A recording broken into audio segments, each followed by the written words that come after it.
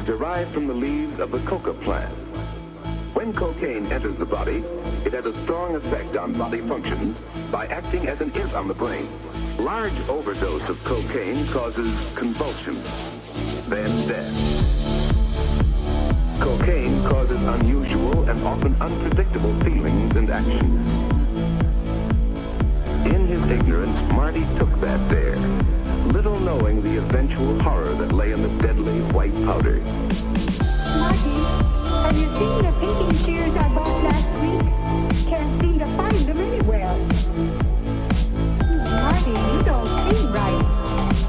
I'm worried about you. There's something wrong. I'm going to take you down to Dr. Peters this afternoon for a checkup. No, I'm all right. As his body gradually built up a tolerance, he needed more and more of the drug.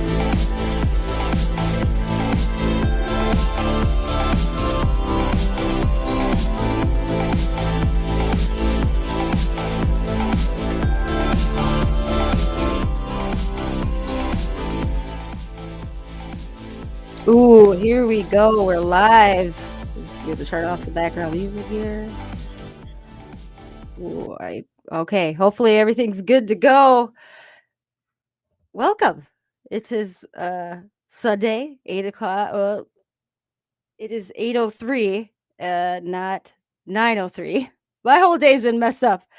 But you're listening to K.I.S.S Recovery 101. Bridge Sky here. I have a special guest with me on the fly. I'm going to let you introduce yourself because I want to make a point tonight, especially to highlight our conversation, and especially for folks that I know, like myself, back when, everything's good, going great, early recovery. I feel like I'm on the cloud 9 or the pink cloud, and that I've fallen on my face so many times I lost count. But my guest tonight, very short notice, thank you very much, joined me. But one thing I want to say, if you're listening, and especially if this is your first time listening, KISS is a fun acronym. Keep it simple, stupid. That, I labeled it for myself because I made everything so complicated that once I really made it simple and focused, that's when recovery now has been going strong for me. But I have it live for a reason, because I want you listening, you listening right now. Interact, questions, shout outs, any viewpoints, insights, opinions, share all that. That actually brings so much more, I think, to the conversation. So guest, there, I've rambled enough now. I'm going to let you just introduce yourself and just maybe anything you want to talk about initially, of why you're here today and what brings you to this recovery arena. Go ahead. All right, hello. I'm Ricky Layton. I'm 9 months sober. I currently go to 3 R's, staying at a sober living house. Yeah, everything's going great so far. It's What's like you 3 said, R's? 3 R's is through New Way. It's a treatment, intensive outpatient. New Way? Yeah, New Way is legit. Yeah, but it's my first treatment, so I'm just blessed that the program's working for me, and I'm working on it. So. Yeah. Well, and we just met, I don't know, 6 hours ago. Yeah. And what's beautiful is you got a good energy, right? And you got the twinkle in your eye, as they say. And I feel like you're genuine, you're authentic. And what I notice also is that reminds me of myself when I really felt it, right? And I feel like where I lacked was I didn't make those connections right away. Not just with people, but within myself. And I feel like what we're going to talk about tonight is some key things that I wish I would have known during my 17 years of struggle, in and out, in and out. And I'd say there's some key things that this final go around now here, I'll be going on 4 years in December. I find that there's a few things that has made it stick for me. So, but I don't want to talk about me yet. We got to make it a little bit about me. But I want to talk about you and where you're at. So, okay, but Ricky, so I don't think you've heard one of my podcasts before. No. Okay. I'm so happy you're doing the Rise Up Hour. Y'all listen Sundays, 1 o'clock, WFNU radio station. Ricky has volunteered to be a part of that, and we'll be discussing. Mahana, I love you, by the way. He's helped me. He helps me get this podcast going again. Thank you tonight specifically. But Ricky, I want to say so. Again, I bet you bring some new listeners because definitely I know that usually I don't have this many people listening, especially when I don't get a chance to even post about it.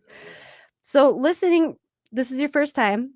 There's a segment called the hot seat. Okay. And then the final segment is called the live Facebook memes. And I will be flashing, you will get to see them, and all the listeners can too. Memes that I found entertaining or insightful or just basically entertaining typically. Now, I did not get time to find new ones. So here's the best part. It's been about a month. We're going to review the old ones. I think it'd be good to see it where it goes, having a new, different perspective on the same memes. Because I was a little discouraged that the response before. I get so much joy from them. Sometimes it's the only joy I get in my day. So, okay, so before we get to the hot seat, so I have alarms. So you're going to hear alarms go off on purpose. That's to remind me that we only have an hour, Ricky. Okay, I try to stick to that. I am the boss, though. Many times it does go over, but I find that an hour works the best for everybody, especially those listening. So, Ricky, you said this is your first time. Yes. Treatment. Okay. So right away, I would ask you now, just in your first 6 months, what would you say has been some of your biggest challenges? Well, that's what I was telling you before. The first 6 months, I was actually in jail. So, I mean, I wouldn't really say it was challenging. I just really stuck to myself. I just worked out, and that's actually when I went on like a meal. I don't know if you heard of keto diet, but that's when I started doing a keto diet. Yep. Which is kind of strange to do in jail. But yeah, just worked out, maintained. And then I started to go to like AA meetings and NA meetings, because I did go to treatment when I was like 12, but it was for like anger management because like I was an angry kid, just like what was going through a lot. And they see, it's funny though too, because when I went to the treatment place, like I'm sitting around in a circle of people and stuff, and like kids are like pretty much the same age as me or whatever, and they're just like, we go around and share like where we're from, what our DLC is and all that stuff, and I'm just like, I smoke weed and I like to fight, and then there's other kids that are like, not to like say I'm better or different, but there's kids that are like popping like 10 Xanaxes and drinking like a gallon of liquor. So I didn't feel like I like should be there, but I could have took well, I could at least try to learn how to like manage my anger better, because like I even got in a fight there, but I mean, it was I wouldn't say it was for a good reason, but like I don't regret it, like it was just like he had called me the N-word, he like got upset because like a girl that we were going to treatment with, because it was like co-ed, but like she wrote me a letter or whatever, and then like called me the N-word, and like the crazy thing is I wasn't even like interested in her at all, or like. So yeah, I got into a fight. They almost kicked me out, but I ended up like completing it and then going back to foster care or my foster home, which was horrible, but it is what it is. Yeah. So Jeez. yeah. Well, it sounds like that person had an anger problem too. Yeah. Right? He was just hating. There's definitely a lot of haters. Oh, okay. So you remember what I said to you today earlier about anger? Yeah. What did I say? Just repeat it. I want to check your memory. Anger is it's another form of like depression or another, right? It's a bodyguard for sadness. Yeah, that's the thing too. Like my social worker had me see I think a therapist or so. Who are the people that like diagnose you with stuff? Therapists can. Okay, yes, but psychiatrics are the ones that do the medicines. Yeah, so like he asked me like to tell him about my life, and I told him like about my life, and he was just telling me that I had to be depressed, that like I had to be just a bunch of stuff, and then like the thing that threw me off, he's like, we're gonna get you on antidepressants, we're gonna get you on ADHD medicine, like stuff like that, and I was just like, not interested in it. And I felt like who are you to tell me, you know what I mean? Like how I look Oh at life, yes. But I was 12, Mm-hmm. or like 11, 12. So it didn't make sense to me. But I mean, now that I think about it, like it was just the way I showed, it was my way of showing my depression, you know what I mean? Mm-hmm. But at the same time, like, I don't know, it's just like, fighting was just like a thing. I don't know. Mm-hmm. It was just I Well, enjoyed it, and I tried to get into boxing and stuff, but my social worker just never would do it. So my well, social worker was real weird too. Like I don't know if my cousin Amber's listening, but like she tried to take me in, because they try to get you a family first. mm-hmm. Uh, yeah, my cousin Amber Spencer, she tried to like take me in, but he wouldn't let her take me in because uh, I don't. She had something that wasn't, I guess, To their yeah, standards. yeah, exactly, to their standards.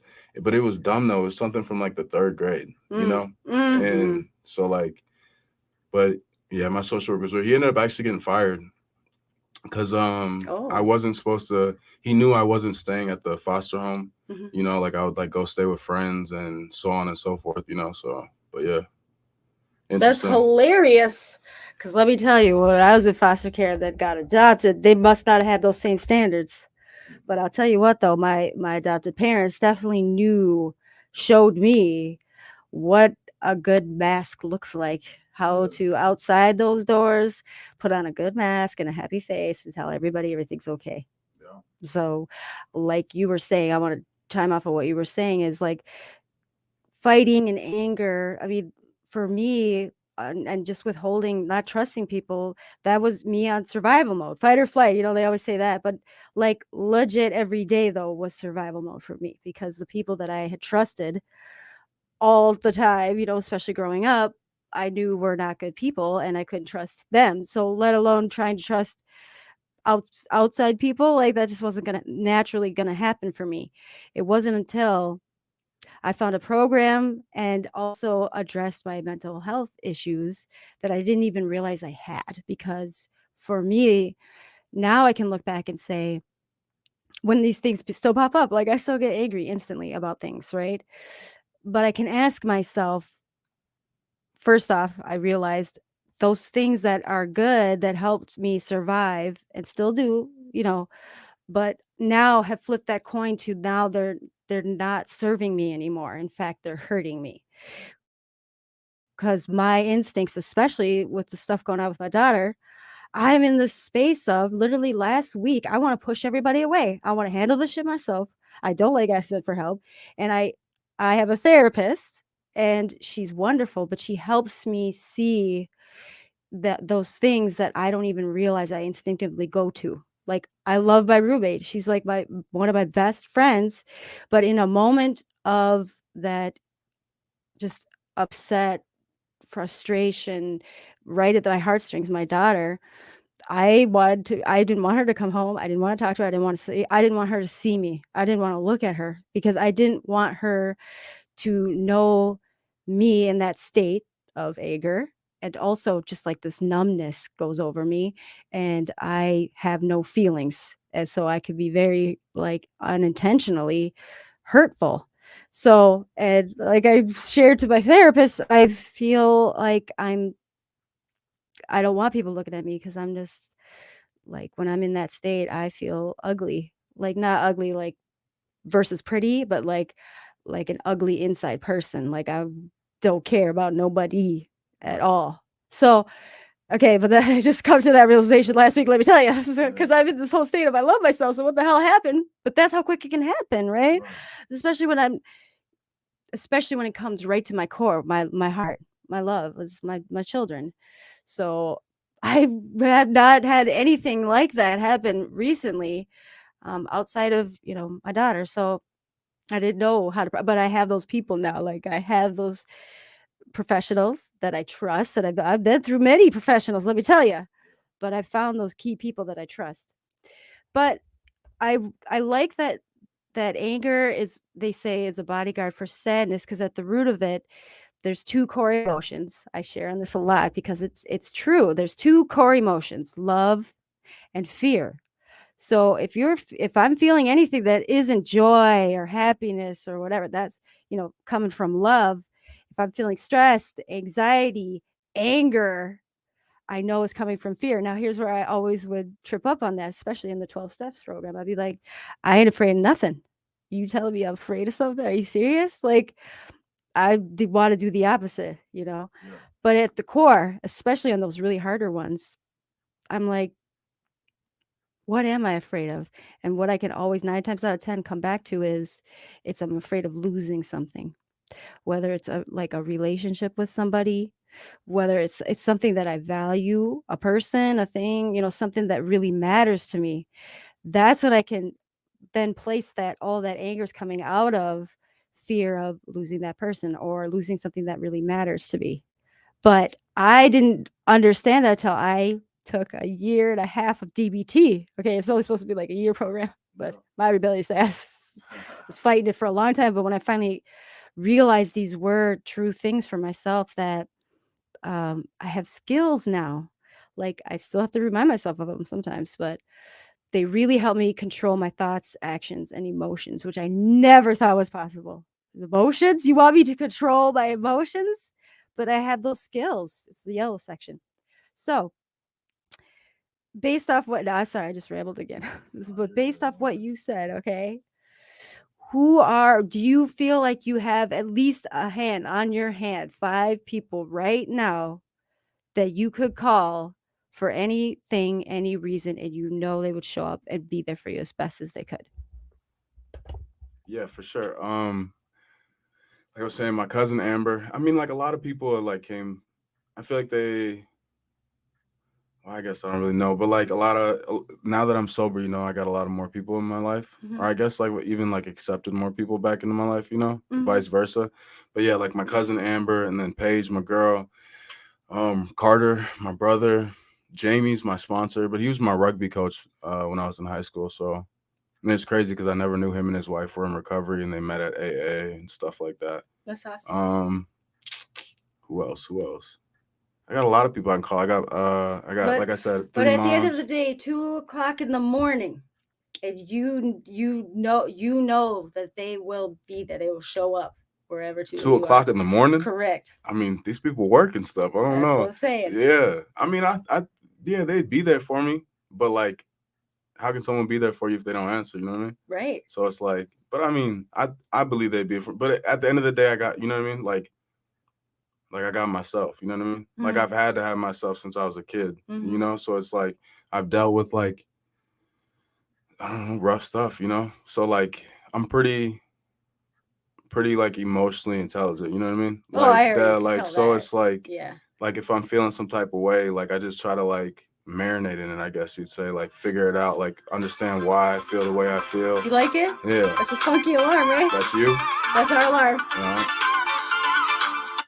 Okay. That's just giving us a 10-minute warning before we hit the hot seat. Okay. Sorry, continue. But yeah, like like I just like I marinated, I figure out why I feel the way I feel, but like even like like I'm sure a lot of people have moments where like it's like, well, like they call it the efforts or whatever, Yeah. But like it's like the thought of me like going to use or doing something that's not like using or anything like that, like it comes in my mind and leaves just as fast, So like I just and I know that I'm gonna go through hard times even in sobriety, So it's like I gotta figure it out, That's just Right. what I tell myself. So like, and I got tomorrow, I mean, they say you don't know, you only have today, but like I don't know. I just know things will get better, And like I've had, I don't know, I've been through a lot, so things have been worse. You know what I mean? Yes. So I just look at it like that. Okay. Now, I'm setting you up. Yeah. Just kidding. Kind of in a good way though. So you're just like me, okay? Because at the end of the day, I only had myself, okay? Yeah. It's homeless. I look back, I was rather be homeless than trust anybody else, okay? And I'm not trying to be traumatized. Like I was couch crashing and stuff, so I always had at least a warm spot to sleep in. But at the end of the day, when I lost everything, especially everything that mattered to me, like it still took me a while to realize that I need more than myself. Yeah. And I'm glad that you listen to people, right? Because you know that there are those people that authentically love and care for you, and it's important to have those people. But here's the key question now, and this is why I make a point to say it's so important that you have Jamie, that you have I don't folks even think Jamie would answer at 2 in the morning. in the recovery You know, community. and That's my why I have a list sponsor, of 5. Okay, Yeah. that's the Make a reality. list. Have a list of 5 people. Well, I had to start with 1, and then I built it up to 3, and now I can say I have 5. I maybe even have 10. Okay, but here's the thing. I'm building you up for this question. Now, if you used for whatever reason, okay, who can you call? Who do I you wouldn't think you call could call? anybody. Okay, but say you're in a moment and that you need to call somebody because either you're going to jail or you're stuck in the middle of nowhere. Who knows? But ask your. I'm just like, let's put it out there, general, and I try to like pin you in a No, corner. it's okay. Okay, but sit down with yourself. What I had to do was sit down with myself and say, would these people still be there for me if I went back out? Because I'll tell you what, I woke up in the hospital. I wasn't supposed to be alive, and I had nobody to fucking call. I walked home, no shoes, to an empty house, you know? And I guess I'm sharing this because I thought I had it all. I had all the answers and I had key people. But when I made that choice for whatever reason, that was the sad realization that all those fucking people that I had been there for, done everything and answered in the middle of the night, and gave the shirt off my back to, they weren't there for me when I was at my lowest, right? And so much shame around that I couldn't even bring myself to talk about it for a long time. But here's where I'm at now, doing the things that you're doing, talking about it, meeting more of us, and also, you got to have the allies too. But finding those key genuine people that at the end of the day, I say that a lot. End of the day, I gotta stop saying that.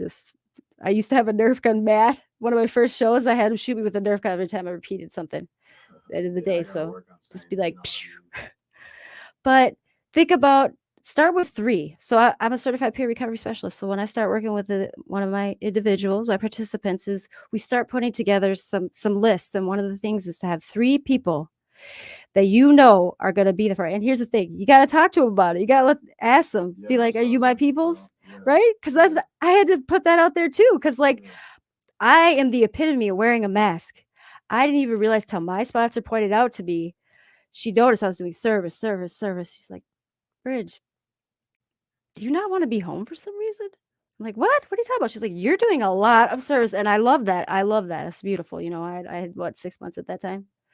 She's like, but are you avoiding home for some reason? Holy shit. I didn't even realize she was right.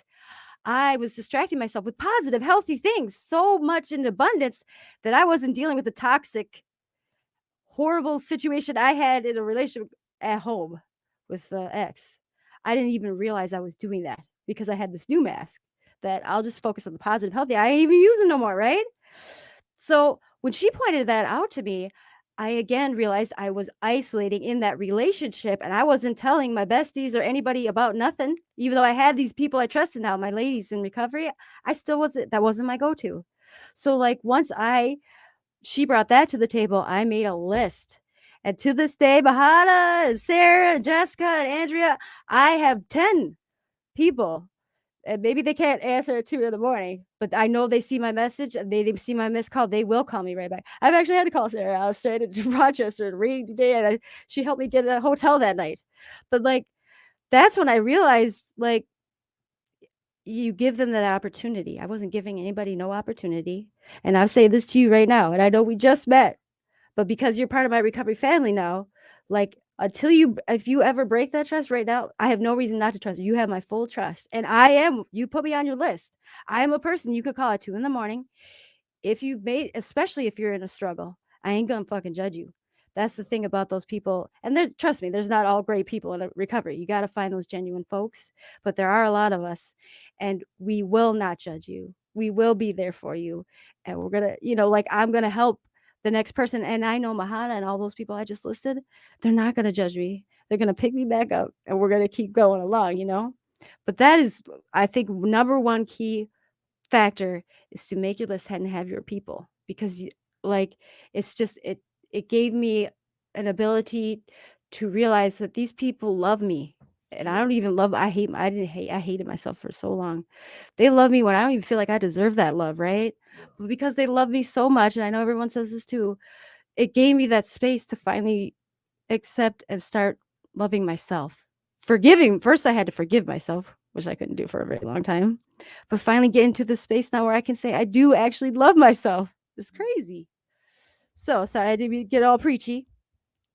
So thinking about that, so challenges, what would you say going through everything right now have been like the easy or the most like rewarding or positive things in this like recovery program right now? Like, what would you say right now? You're like, this has been working for me. This has stuck out. And this is something that you feel like confident in, or is there anything at the forefront you want to bring up? I mean, the recovery and like the program's working for me. Like I know it is because like it's probably not the best way to do it, but like I've put myself in situations where I like tested myself, I guess you'd say, um, from like hanging out with people that are using, you know what I mean? Like even like I went to go see my brothers, and I'm outside, I don't know, Snelling University, where it's Yes. like pretty much drug city. Yep. So I'm just hanging Been around there. like watching them smoke bubs and whatever, and I'm just Mm-hmm. standing there like, to me, I'm just like, damn, I used to be, Mm-hmm. well, I'm still an addict, but I used to be out here doing stuff like this. So like just realizing that like everything I'm doing is working, I guess, is like the thing that I'm getting out of it the most. The connections I'm making with people, stuff like this. I feel like I'm getting like my family and friends back, like the trust from them. So everything's working, like they say, like you said, like the pink cloud, or Mm-hmm. whatever. Like um I just like I just know who I am, and like if I'm committed to something, I'm gonna do it. And then you were speaking on like I just feel like you like picked the wrong time, with the whole 2 o'clock thing. But like I know those Yeah. people that I named, I Yeah. know that like if I text them, like I've had instances where like I told one of them that like someone was using or whatever the case may be, and she like tried to come pick me up, and I'm like, no, I'm good, like I got it, like I'm not gonna use. I was just letting you know that like Yeah. they're using drugs, So it's like those people will definitely come through for me, Mm-hmm. but just 2 o'clock just threw me off a Yeah. little bit, you know what I mean? But Yes, for yeah, real. Yes. but yeah, recovery is great. Everything's, like I said, working out well for me. Now I've had like, so I was at the Cochran House. Like I said, anger is probably, it is my worst emotion, I guess, like the one I struggle with the most.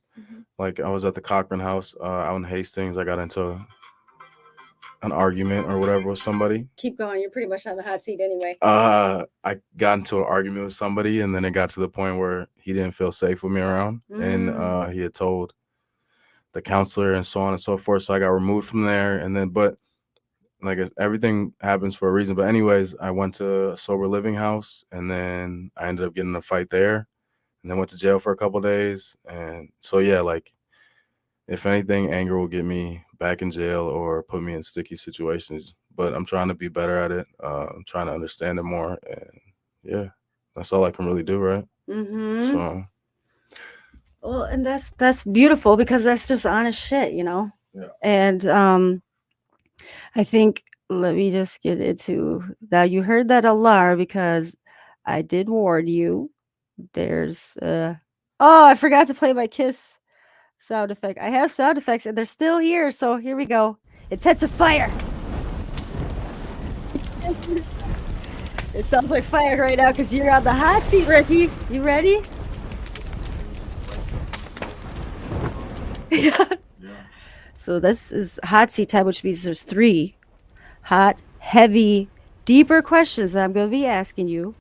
But we've already been deep in it, so. But you said you're an open book. You just give off that energy. But they're meant to be deeper questions so that someone listening, whatever you share, they might hear and like connect with and be like, oh yes, that was me, or oh yep, I feel that way too. So I ask you these questions just for that intention, not to make you feel hot and sweaty. But I've had guests on here that literally, and it does get hot and sweaty in this little studio here, sweating under the collar. So, are you ready? Okay, so question, and there's no rush, but feel free to think about it. I can marinate on it. Yes, All right, take bet. your time. All right. Question number 1, Ricky. Who has hurt you the most in your life? And have you found forgiveness for them, or do you see yourself finding forgiveness? Again, share only what you feel comfortable with. Who would you say has hurt you the most? And do not say yourself. That's everyone's number one go-to. That used to be mine. That's not an option. Okay. I would say my father, my dad. Do you want me to like? I guess like so like one of like the first memories I have with him, you know. I was just like, I don't know, I don't really know what I was doing, but he like grabbed me, you know, and like sized me up and just like told me like I was gonna be like, excuse my language, but I was gonna be like a faggot, you know, growing up just because I was skinny and I didn't have any muscle and stuff like that.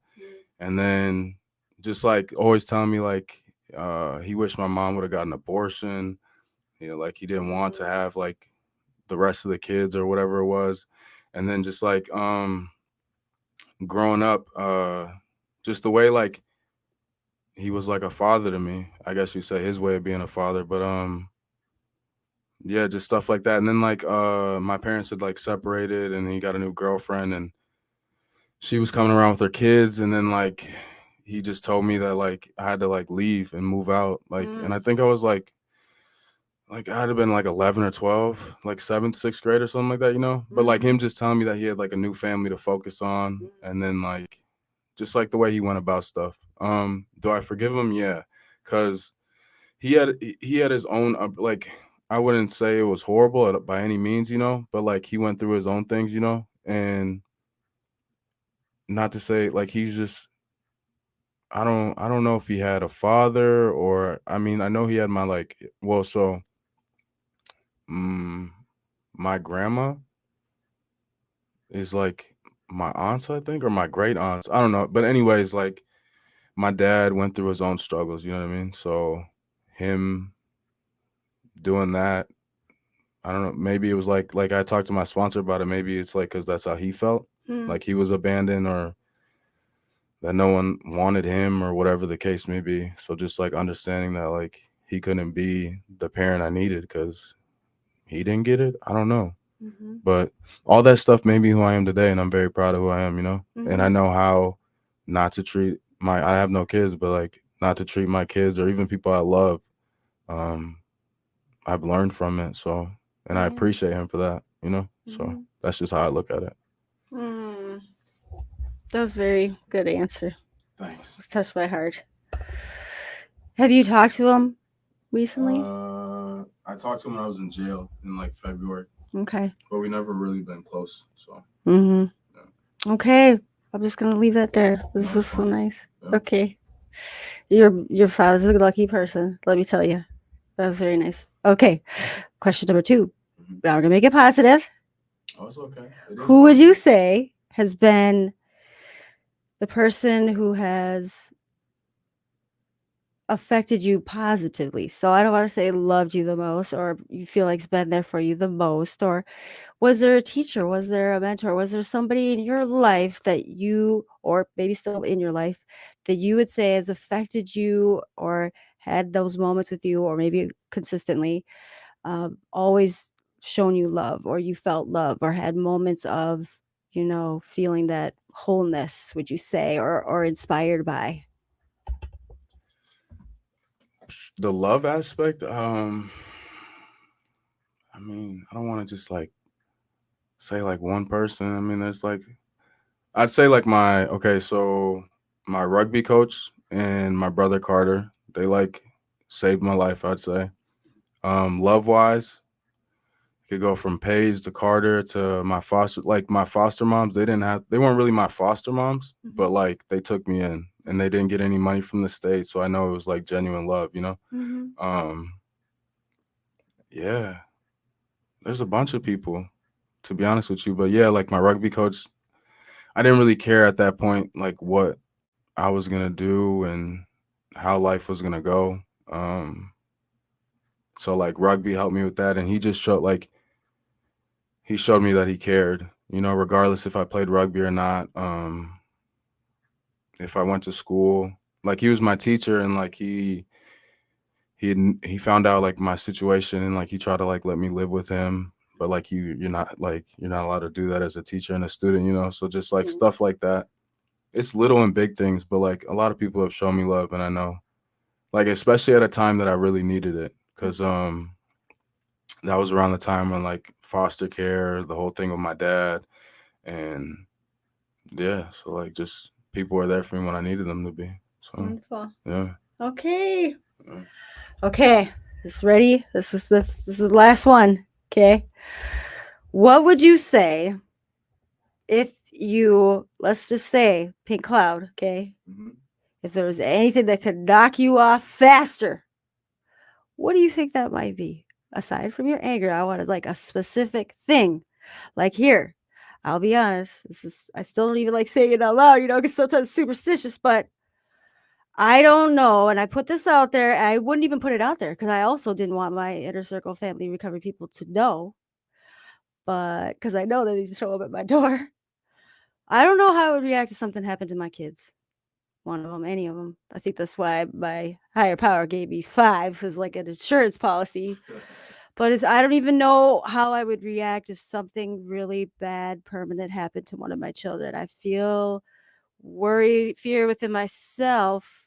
I might not react very well. Now, I've had John come on this podcast. He's like, I'm just going to put chains on you, come take you. Like, I'm not going to let you do nothing. But I don't even know because it's that temporary, I feel like, insanity that I might. And here's the reality, because I know myself very well. I'm happy to be alive today, but if I made that choice, I would make that choice to not, because I'm not coming back. Like that would be the end of my times, right?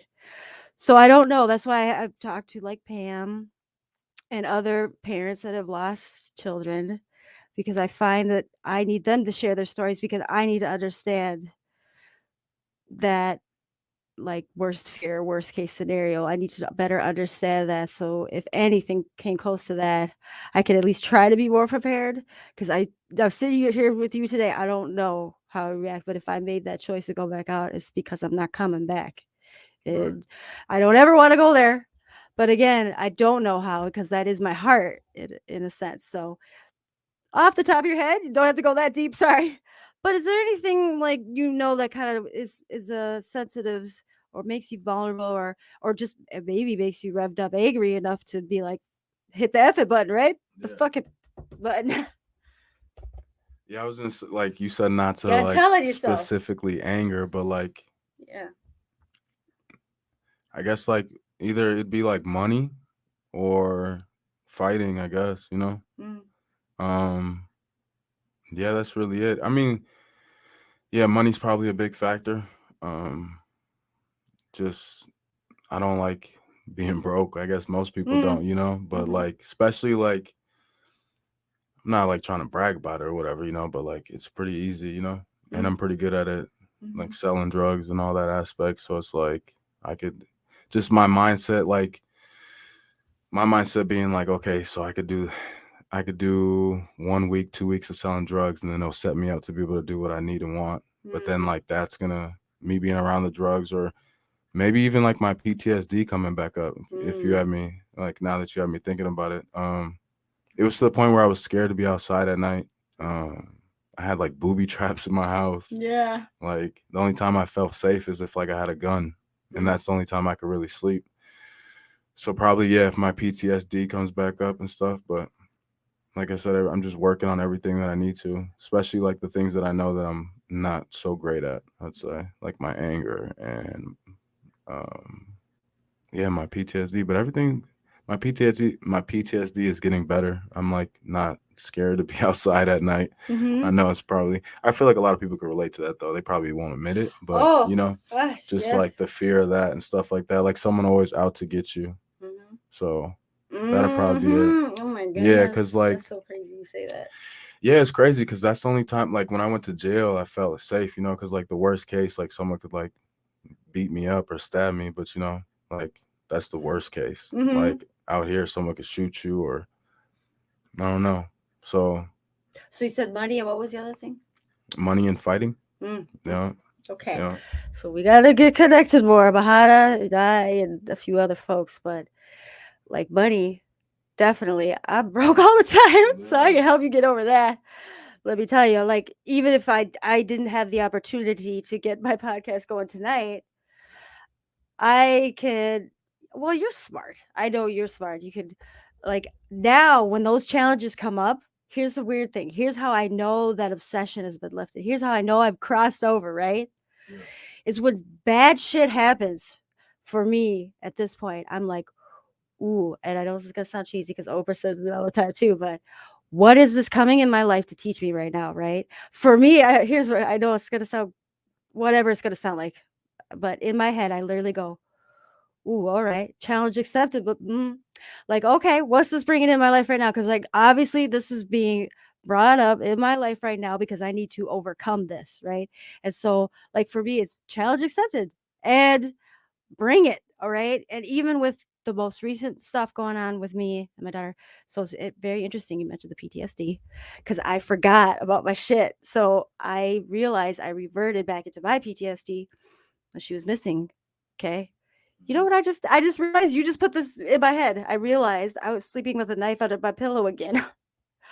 That's just like instinctive. I didn't even realize I was doing that. That is part of my PTSD because it's that loss of control for me. For me, not having it's not like I tried to control her. For me, control was about keeping myself and my children safe. That's what I realized. That's why I struggled a lot with the terminology in the rooms of the 12 steps, is because a lot of things that are spoken in there, people. I could sense people did not understand where I'm coming from. It wasn't about my ego, okay? It wasn't about this fucking sense of pride, okay? It wasn't about being controlling to be like the boss.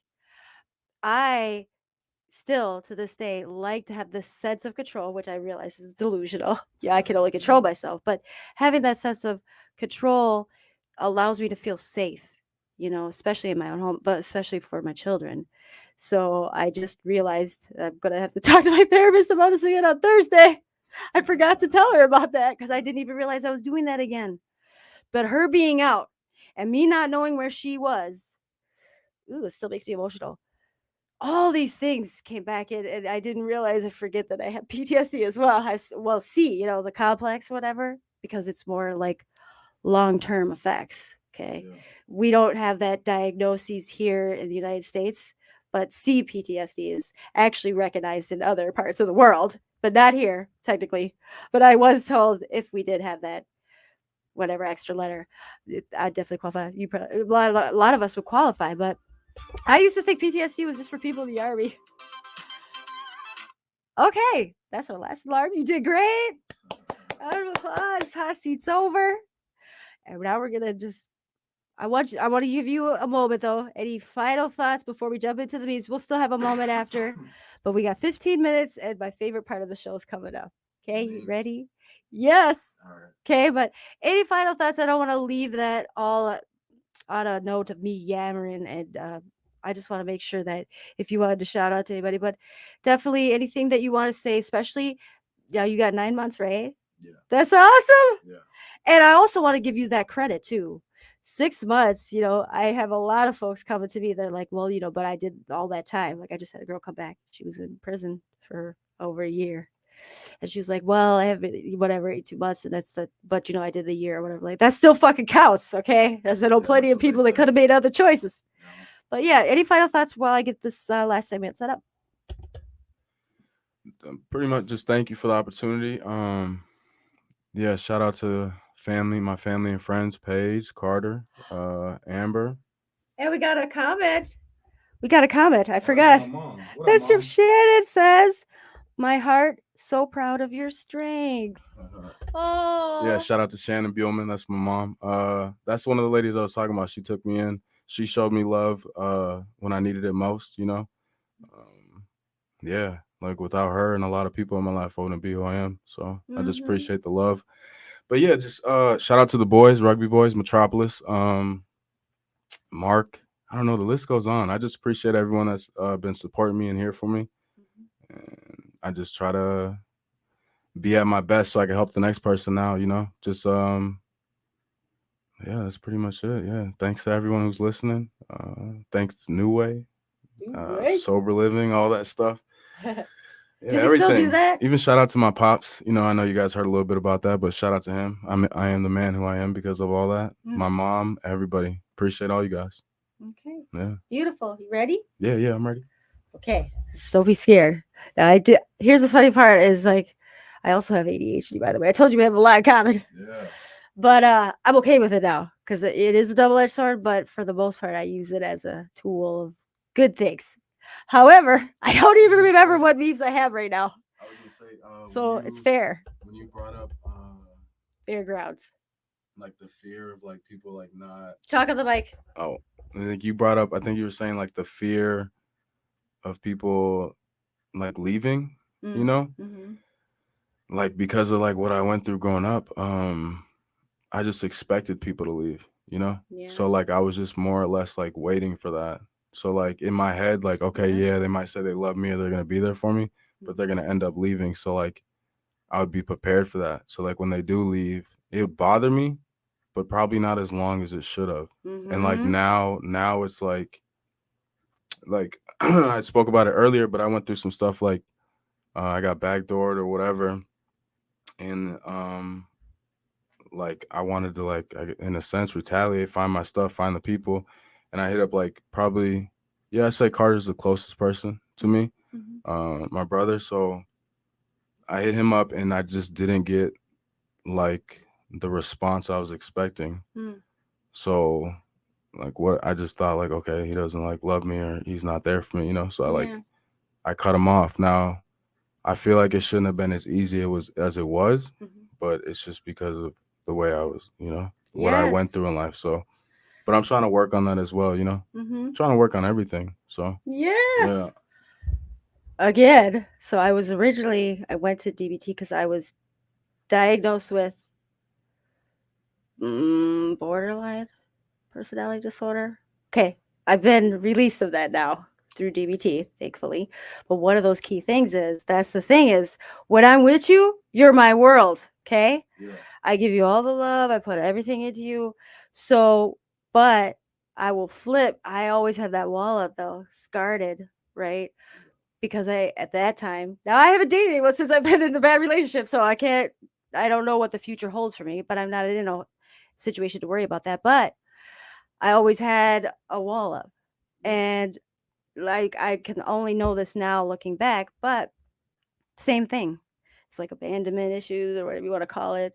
But I definitely never felt like I could really believe that somebody loved me as much as I loved them.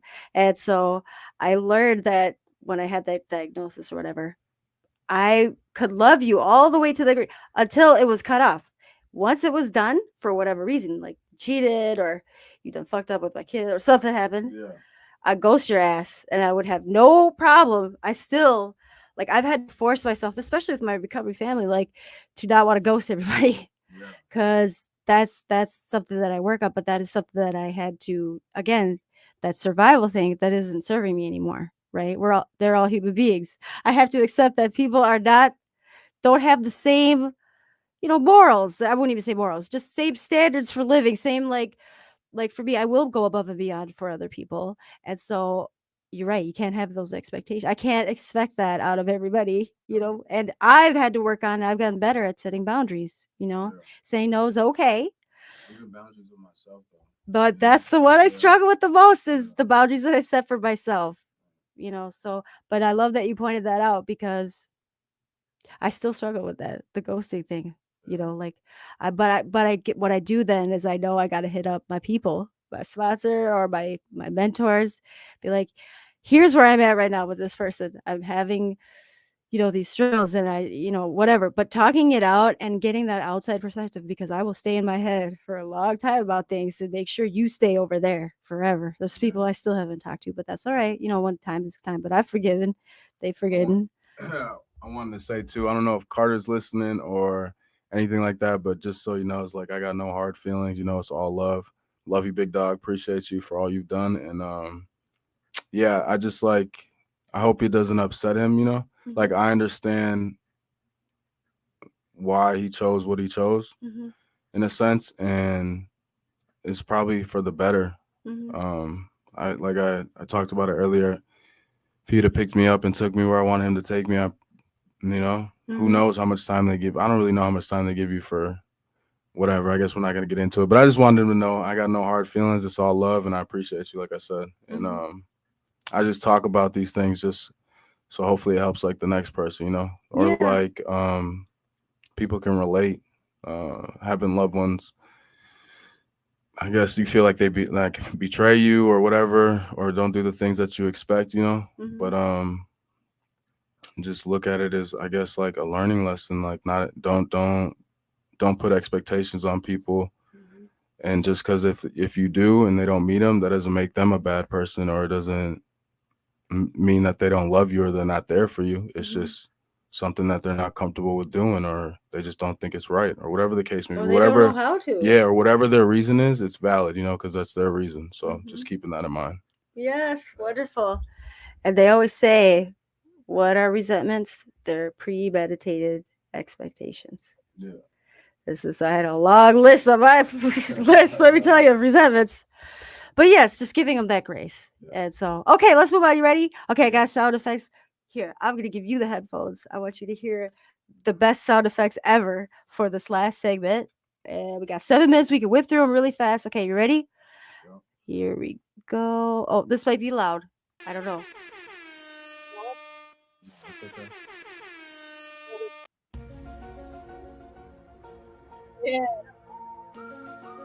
Yeah, what is it? This is a segment. Okay, I understand that, but who is this? Is this Kiss?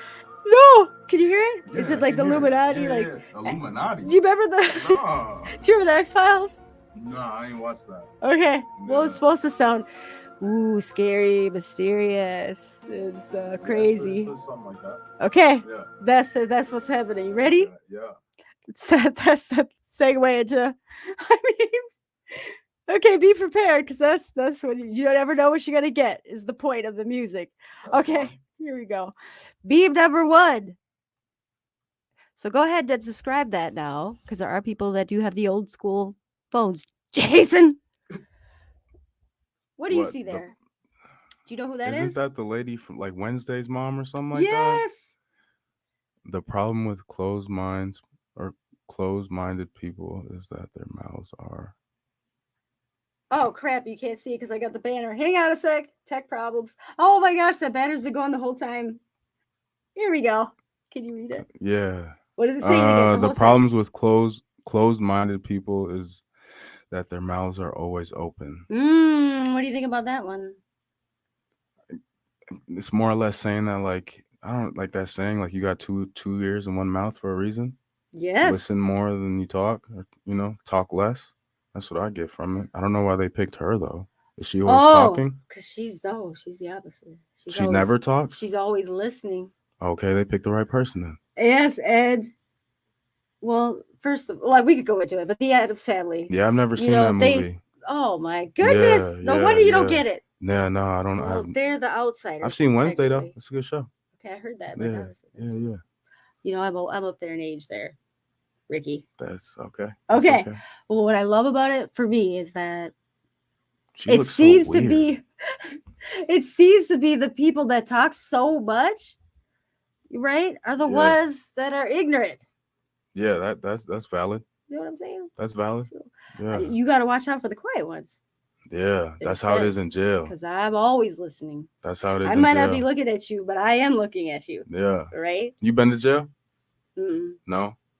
I'm not gonna say nothing about that. Nah, but hey, if you ever do go to jail, I don't know who's listening, but if you run into somebody and they get super rowdy, they're not about that life. But the people that are quiet, they're about it. Yeah. They're listening. That's what I got into with somebody. I was like, let's go in the cell. And he just like started yelling, you know, like trying to get the COs to get attention. But this other dude, we don't got to get into it. But just remember that, guys. Let me get the headphones back. Yeah, go ahead. This is my comfort zone. Yeah, do you think? Okay.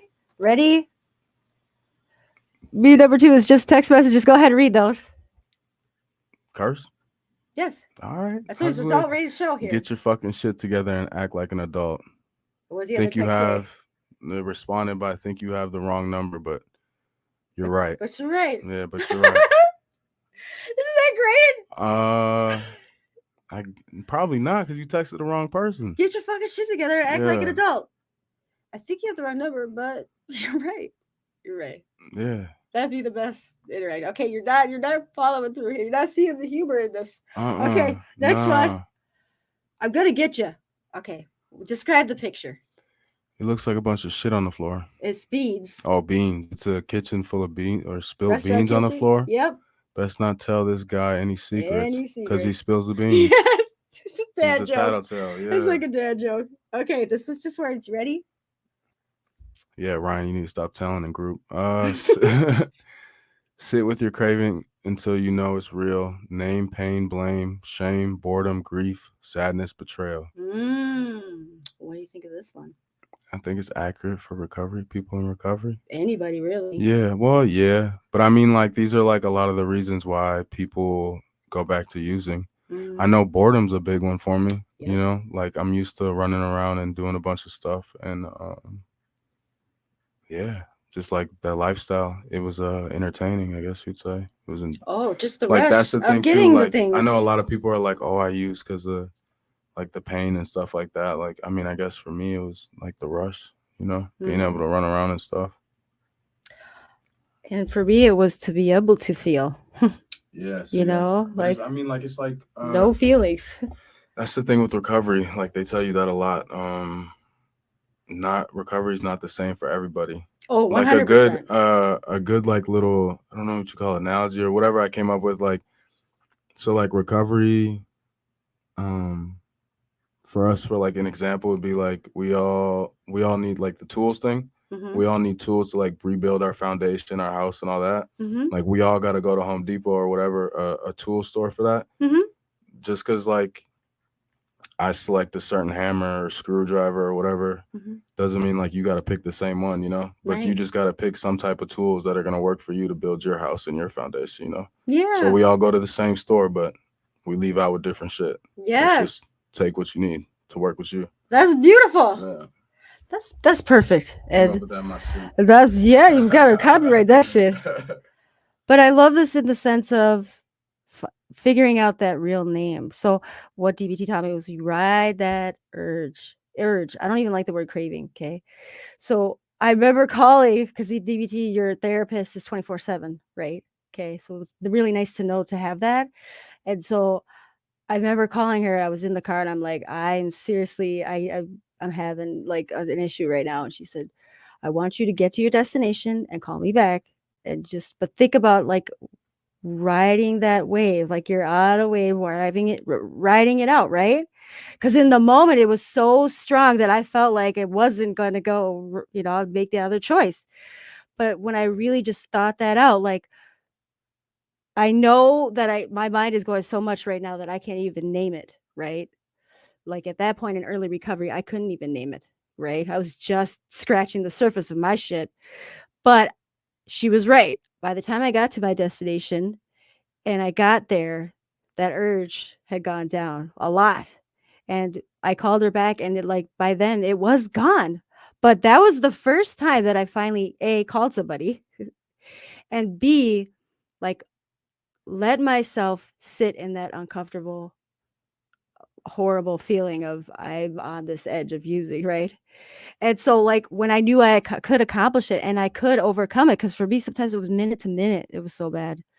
The more time that I gave myself and the more people that I reached out to, the more chance I gave myself, you know. But now I'm actually at this space of, I mean, it took me a good year to even get clear-minded, I'd say before I could really think. Well, I'm still not clear-minded, but you know what I mean. But now I got to figure out, especially if I can't figure it out right away, it's important to figure out where the urge is stemming from. And you actually just opened up a door to, I forgot about the PTS stuff. So I realized, like, especially with my daughter, it's hit my core of everything. So I gotta I gotta tap into that. Okay, next one. Sorry, this is a bunch of rambling. Just words.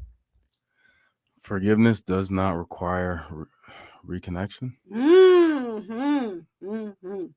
Yeah, I mean, for me,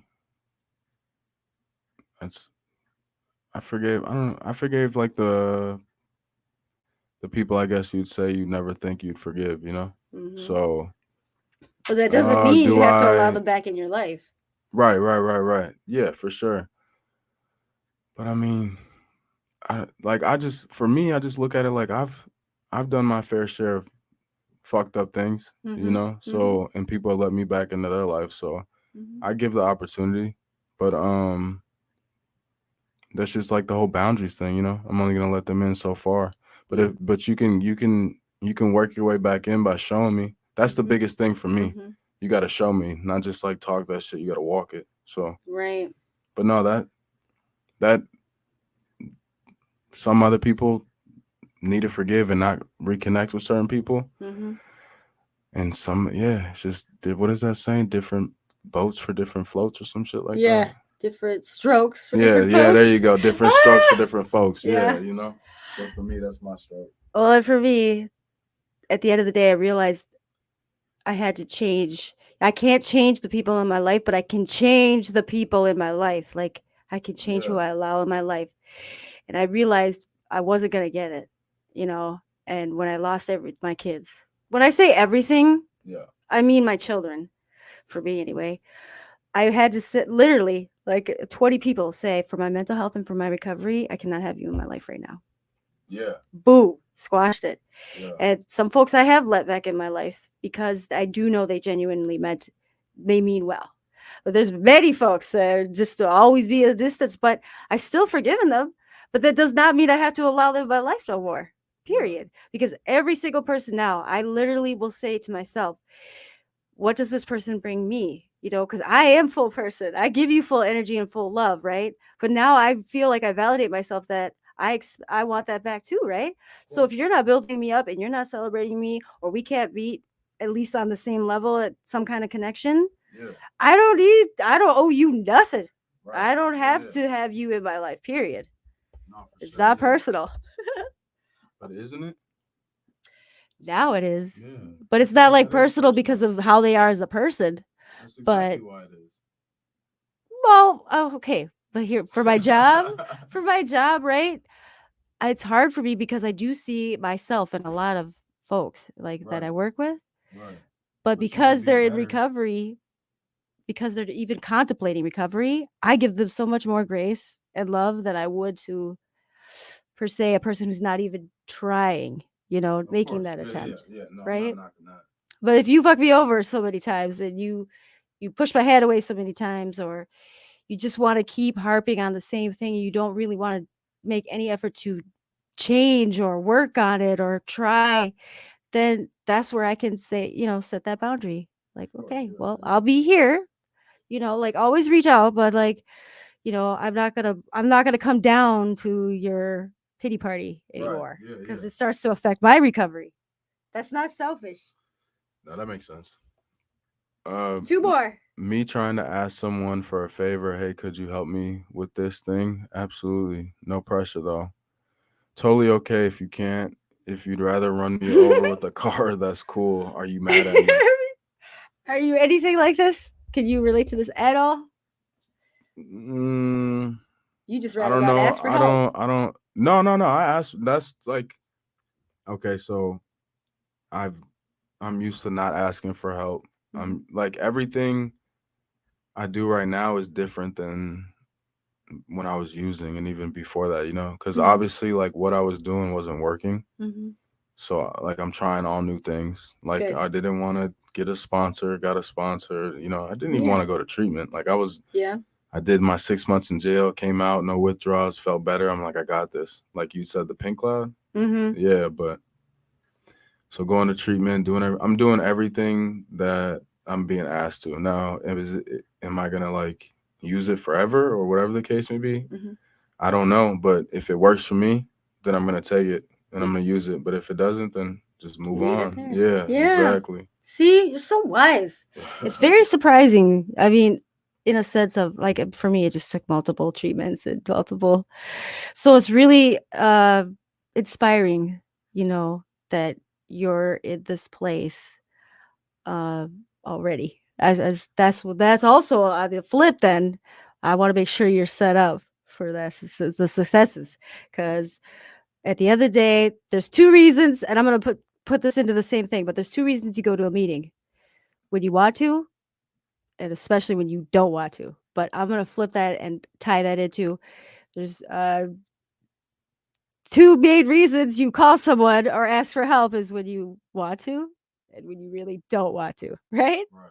And that's true. And like I'm the worst, even with my roommate. It's like I'll be like, "Hey, do you mind just like keeping an eye on the kids? I gotta run to the store really quick." And you know what? Actually, it's okay. I'll make sure my oldest is out, and I got it. Oh, I'll make sure they have the snacks and everything. And it should only be an hour. You know what? I'll just call you, and you just let me know. Like I can't. It's really hard for me because at the root of it, it's hard for me to. I feel like a burden. I don't want to burden anybody else with stuff that I know I can handle myself, but I can't handle it all myself. Ricky. Yeah.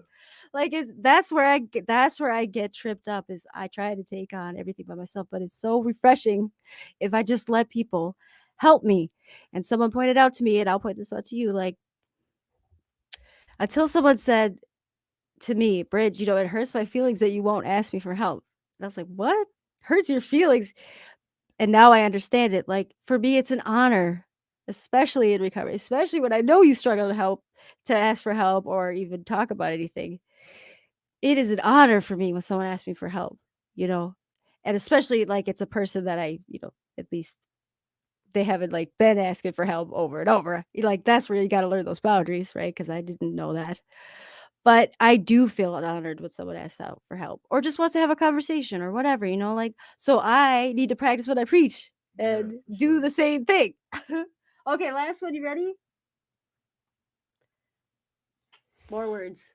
The trees are about to show us how lovely it is to let things go. Hmm. I'm guessing that comes with like fall, Yeah. when the leaves fall and stuff. Mm-hmm. I mean, for me, I'm pretty Do you good at let letting things things go? go. Yeah, yeah, but probably I don't. Sometimes I wonder if I should let it go. I guess, Mm-hmm. but I mean, now I think now things are different for me now than they were back then. I'd hold on to things for like a long time, but like I want people to forgive me for the things I've done and Mm-hmm. like how I was acting or um, the things I did at their house or the expectations I put on them and stuff like that. Mm-hmm. If I expect people to forgive me and let things go like that, I should try to do the same. So it's like you said, practice what you preach. Mm-hmm. But yeah, And some people just it's never gonna happen. Like I had the cold hard reality that sometimes it ain't gonna happen. But you know what works is living amends. yeah, That was my go-to for many. I've actually made multiple amends, just working on that. But what I've discovered is that the forgiveness piece is for myself. yep, When I really truly let go, I cleared my side. Like sometimes it's taken a long time for me to like genuinely make it amends. So even write a letter or whatever. Because when I do it, I really fucking mean it.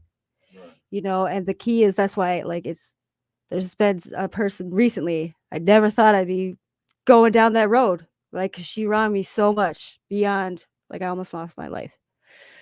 I never saw myself doing a direct amends, but she showed up at my fucking door.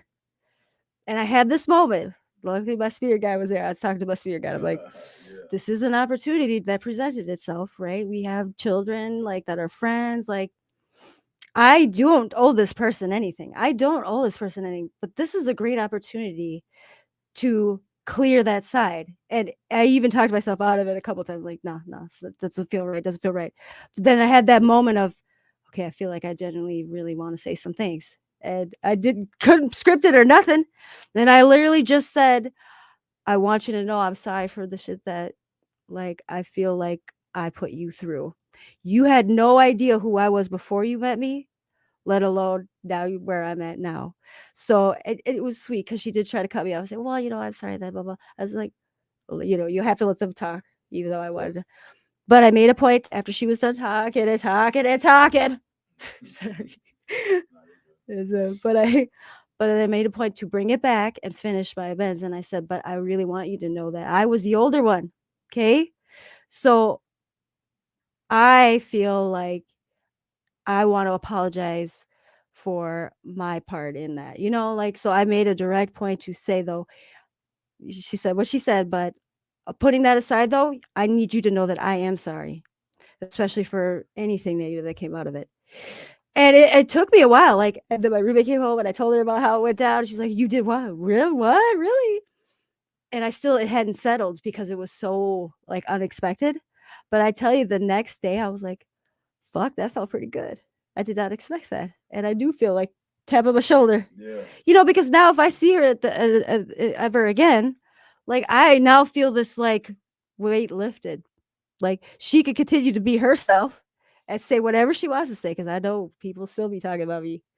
But I know the truth, and I gave her my truth, and that I can let that go. So That's all you can it do. doesn't matter anymore, or it didn't matter anyway. I was gonna say too, like um the whole like sharing and group thing. Mhm. Um yeah, like I do it for myself. It makes me feel better. Helps me with like my emotions and like what I went through. It's like the like whole double-edged sword thing. It also like might help the next person or know that it's okay to be vulnerable. Mhm. So I feel like it's kind of like the amends thing. Like you're doing it for yourself, but if someone else gets something out of it or it works for both parties, then it's a bonus. But if not, you at least Absolutely. feel better at the end of the day. So that's why I share. And that's why I don't know, I do You're everything that I do. here. Yeah, yeah. I love So it. and everything's working. It feels good, but then at the same time, hopefully someone can get something out of it. 100%. Yeah, You and just that's all never my know. goal. Yeah, yeah. So that's like the whole mess, and it's crazy too because I never like I did the steps like when I was in treatment at like 12, but I didn't really do them. Yeah. Like I just wrote what they wanted to hear, whatever the case may Mhm. be. But like as soon as I got out of jail, I like started apologizing to people, even like little stuff. Like I had rented the basement from somebody, and I just didn't do my part, from like taking the trash out or picking up my dog's poop or whatever. And like they felt like it wasn't something I had to apologize about, but I Mhm. felt like I did. But you needed Yeah. that. So, but yeah, like they acknowledged it, they appreciated it. I still got a lot of amends to make, but I'm working on it. So Mhm. that's all I can do, one day at a time. Yep. And that's what everyone else could do too. That's the thing too. Don't put unrealistic expectations or don't put a unrealistic time on something. Like, Mm. don't think you're gonna make amends with everybody by the end of this year or No. even in 2-3 years. Like, Mhm. because like you want to make sure that you actually mean what you say. Mhm. Don't say you're sorry to somebody and then go do that to somebody else or whatever the case may be, or like even like be like, well, they made me do it, or I only did that because the way they Right. acted. That's not really meaning what you're saying. So it's like put realistic expectations, like I was saying. Yeah, because Yeah. that's why it's crucial to have it doesn't have to be a sponsor, like I said, but someone that you could talk those things out with. I think for me, I need to write stuff down because for me, it helps to really, I say pen or pencil to present because putting your brain functions differently when you write, period. And yes, it helps process, but then I need to really be clear about what I'm amending because amends aren't apologies. I said I'm sorry so many times, nobody wanted to hear. I was done amending anybody. That's why I did the living. I spent years just living amends because I just needed to show up. I needed to be about it. But I think that you're accurate and you're a wonderful guest, and you better come back sometime. Yeah, for sure. I'll be seeing you Sundays when I can help with the Rise of Power too. We're gonna Yep, yep, yeah. get you in. Yeah, you really got the connections. Yeah. But Appreciate keep you. doing that. And I think you sharing, especially for males, is so important in those safe spaces to be as vulnerable as you can because you're right. I remember those specific things someone said that I'm like, that happened to them too. I'm not like I can't believe they're even talking about it. Like, Yeah. and I remember the first time sharing just one little thing that I thought I was taken to the grave. And a woman came up to me after me and she's like, that happened to me too. I'm so glad that you said that. Like I thought I was the only one. And I'm like, oh, so that gave me this. I'm gonna say one more thing before we end it, but when I realized sharing that darkest shit, those skeletons about myself, like gave one connection to one person. Then I realized, because I used to be the why me. Why did I have such a fucked up life since I was bored, right? Yep. Why did I have this and that? But looking now, like you say, no regrets. Everything I've gone through, everything I've survived, everything bad that's ever happened, like I used to live my life like maybe it's just because I'm a bad person, right? But and why did all that shit happen to me and all that? But now I'm like, I survived it. I went through it. I have pride with it now. In Yeah. the sense of I went through that shit because then any other female or any person that's gone through some really fucked up shit, I can understand. I can empathize to that true capacity that, Or you bring not it. many other people are able to do, Yeah, you that's the know? thing. That's the thing too that a lot of people should like try to realize.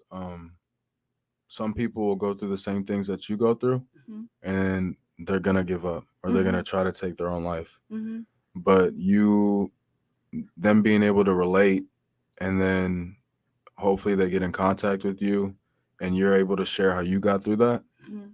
could save one person, and then that person can save another person, and by the time your life's over, just from you saving one person, you've probably saved 100. Who Mhm. knows? And then those 100 people are going to save other people because you showed them that it's possible, you showed them a way to do it, and so on and so forth. And then the next person that, or you save one person, they might learn a little extra thing, that Mhm. it's just gonna, it continues. It's like a ripple effect. So it's Yes. like just sharing what you go through, trying to understand. I guess some situations you created for yourself, some you didn't, Mhm. but just try to learn from it and pass it on, because Mhm. you don't know what it's gonna do for the next person. It saved you, so it might save somebody else. Who knows? Yeah. But that's just the way I look at it. Well, and it was realizing that I can talk about it. But Yeah. for me, what I find that is most rewarding for the other person is literally I listen a lot. My job is literally for me just listening.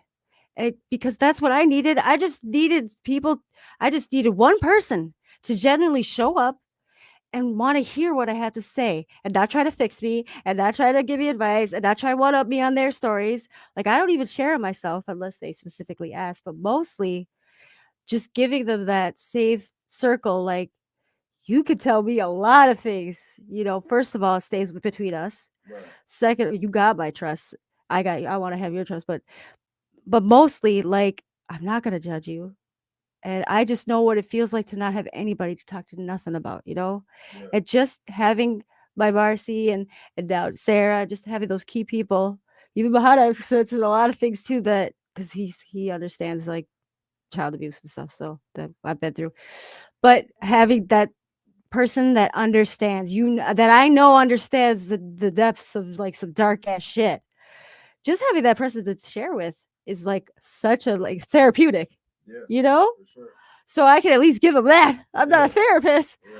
but I could just, like Listen. I used to think I was an ugly person. I used to think I was unlovable. I used to think everyone like my darkest shit, like you're gonna look at me and be like, I was hideous or something. So with my sponsor, I just gave her all the shit and she still loved me. I'm like, you do? Like, Yeah. you don't think I'm an evil human being? That was just like all I needed was just someone to listen, like genuinely listen because they wanted to, not Yeah. because they're paid to, Right. Right. Right. you know? Yeah. So okay, we went 20 minutes over. Yeah. Apologies. No, but no apologies. No apologies, right? Because it was all great words. That I get lost in time when I got good conversations. Yeah. It's usually like that. Okay, everybody have a good night and a great week. And I will catch you on the flip side. Oop, I always got to play my going home music. Returning home. Good night, Ricky. Thank you for joining us. Good night. Thank you for having me. Good night, everybody. Bye.